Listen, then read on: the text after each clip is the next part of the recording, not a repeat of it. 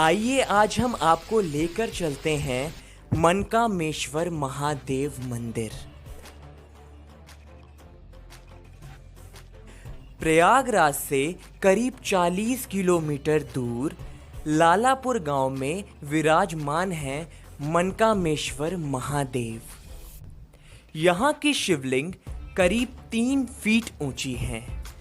इस जगह पे जाने पर एक अलग ही सुकून और शांति का अनुभव होता है, क्योंकि यह मंदिर शहर की चकाचौंध और भीड़ भाड़ से काफ़ी दूर पेड़ पौधों और चट्टानों के बीच में प्राकृतिक सौंदर्य की एक अद्भुत मिसाल है।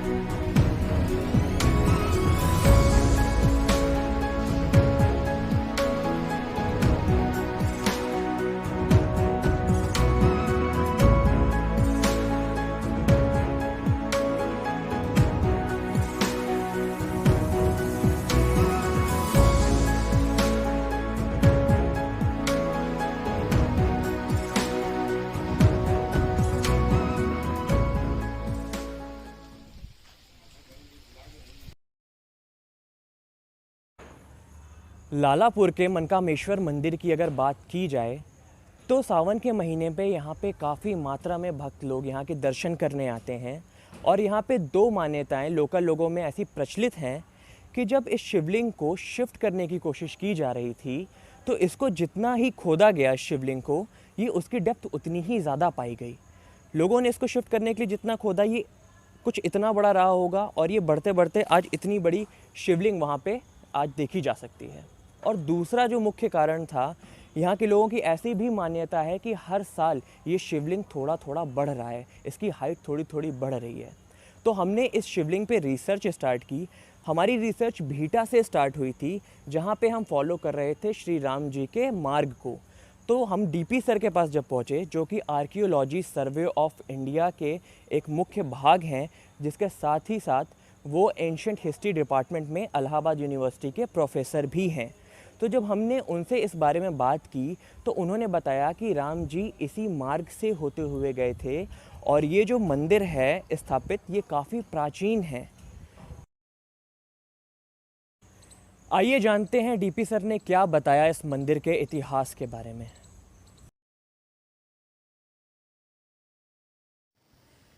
यह मंदिर वर्तमान रूप में 2001-2 में आया है, जिसमें लालापुर निवासी एयरफोर्स में कार्यरत शुक्ला जी का विशेष प्रयास है। वास्तुविद पॉल थे जो मेरे कहने पर सहयोग दिए। लिंग मूल है जो गुफा में स्थित था। गुफा का रूप बदलकर काफ़ी जगह बना दी गई।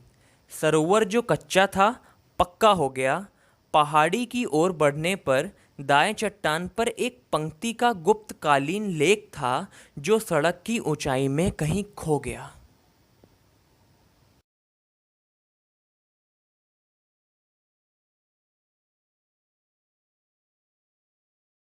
सबसे महत्वपूर्ण चीज़ डीपी सर ने जो हमें बताई इस मंदिर के बारे में वो ये थी कि प्राचीन काल में यहाँ पे साधु सन्यासी तप और पूजा पाठ किया करते थे। उस समय ये मंदिर का निर्माण नहीं हुआ था और यहाँ पे कोई भी सीढ़ियाँ नहीं बनी हुई थी प्रॉपर जिससे कि ऊपर जाया जा सके। यहाँ पे दो अलग अलग गुफाएं थीं जो कि थोड़ी साइज़ में छोटी थी, जिसकी वजह से ऊपर आने जाने में थोड़ी कठिनाई होती थी। पर करीब 2001-2002 के टाइम पे जब इस मंदिर का नवीनीकरण किया गया तो यहाँ पे सीढ़ियाँ बनाई गई और उस नवीनीकरण में जब मंदिर को और बड़ा करने की वजह से ये जो दो गुफाएं थी वो आपस में मिलकर एक चौड़ी गुफा बना दी गई, जिसकी वजह से हमने एक 50,000 साल पुरानी, जी हाँ 50,000 साल पुरानी। तो काके डॉक्टर साहब चलिए, वो इतिहास के आदमी थे। हमने नहीं, उन्हीं लोग वही लोग ले गए, तब मैंने देखा, तब मैंने उसको देखा कि और ये डॉक्टर साहब क्या हो सकता है पर्यटन के लिए इस क्षेत्र में। तो उसमें हमने सलाह दिया था कि भाई इसके मूल स्वरूप को मत ख़त्म करना, लेकिन इन लोगों ने क्या किया कि दोनों गुफाओं को मिला दिया। उस समय तक वो धुआं हुआ, जैसे कोई बाबा गया वहाँ पर अपना टिक्कर फिक्कर लगा देते थे। पानी की व्यवस्था तो थी नहीं, नहर से अपना पानी ले लेते थे। ये पड़ुआ प्रतापपुर वाली नहर है ना, लिफ्ट कैनल है, हाँ जमुना जी का, उससे पानी ले लेते थे, लेकिन प्रायः तो वहाँ पानी मिलता नहीं था। तो कोई बाबा वाबा तो वो सब जो धुआं करते थे, उससे जो दाहिने तरफ वाली जो ओपन जो वहाँ गुफा थी, तो धुएं से वो रॉक पेंटिंग जो है, प्राग ऐतिहासिक शैल चित्र जो है वो ख़राब हो गए थे, लेकिन कुछ दिखाई पड़ा। अब कुछ नहीं है, अब तो दोनों को मिला दिया ना, तोड़ दिया, दोनों गुफाओं को ऐसा तोड़ दिया उस मंदिर को बनवाने में। मैंने जबकि पॉल से कहा था कि यार गड़बड़ मत करना, इसके मूल स्वरूप को। अब वहाँ सीढ़ियाँ बना दी बड़ी लंबी चौड़ी, और वहाँ तो सब बैठने लगे ना, माला फूल सब बिकने लगा। अभी साल 1-1.5 साल पहले मैं गया था वहाँ। वो प्राग ऐतिहासिक काल की, कम से कम मध्य पाषाण काल की थी। बताओ जी, मध्य पाषाण काल कब का होगा? कम से कम 40-50 हज़ार ईसा पूर्व तो मान लो, आज से 40-50 हज़ार साल पहले। होता क्या था कि देखो सब जंगल था ना। जैसा कि हमें डीपी सर ने बताया कि केव पेंटिंग्स काली हो चुकी थी, तो हो सकता है कि जब गांव वालों ने मंदिर का नवनिर्माण कराया तो उन्हें मालूम ही नहीं था कि वो कितनी महत्वपूर्ण चीज़ को खोने जा रहे हैं।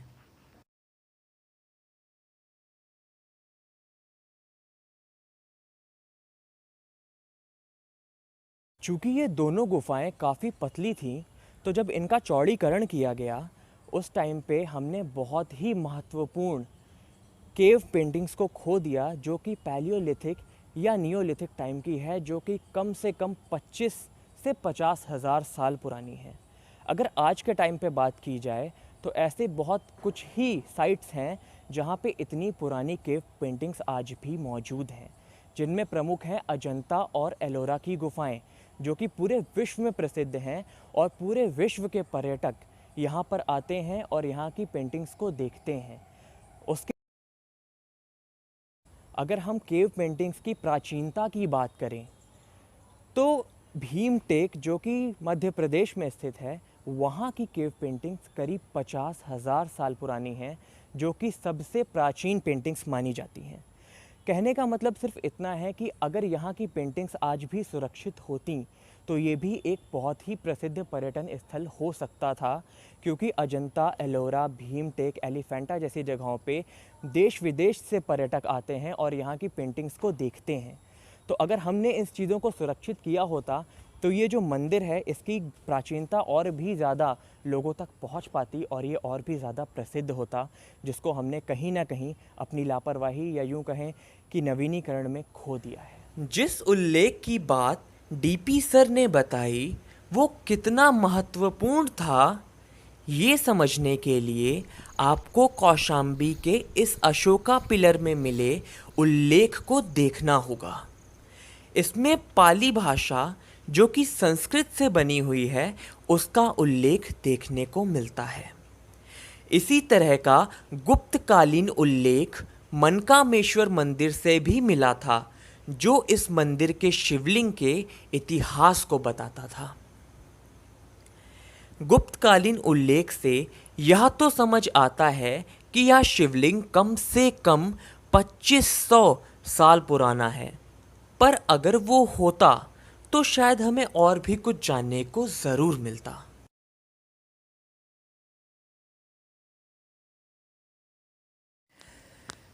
हमें जब इस मंदिर के इतिहास के बारे में पता चला तो हमने ये बात बगल के छतरा गांव के नवयुवक प्रधान को बताई, जो इस प्राचीन मंदिर के भक्त भी हैं। नवयुवक प्रधान ने हमें सदा इस मंदिर की रक्षा करने का आश्वासन दिया और साथ ही इस पवित्र स्थान के इतिहास को बचाए रखने का भी आश्वासन दिया। हमारा मकसद आपकी किसी आस्था को चोट पहुंचाने का बिल्कुल भी नहीं है। बस हमारी कोशिश कहती है कि जितना ज़्यादा से ज़्यादा हो सके इतिहास के पन्नों से उन बातों को आपके सामने लाया जाए जो आज इतिहास के पन्नों में कहीं दबी पड़ी है।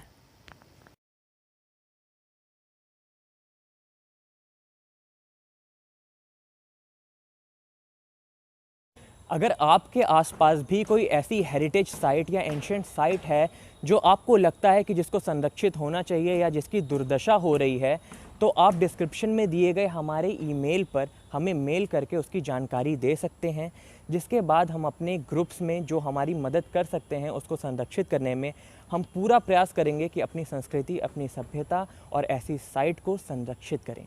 और हमारे साथ जुड़े रहने के लिए आपका शुक्रिया।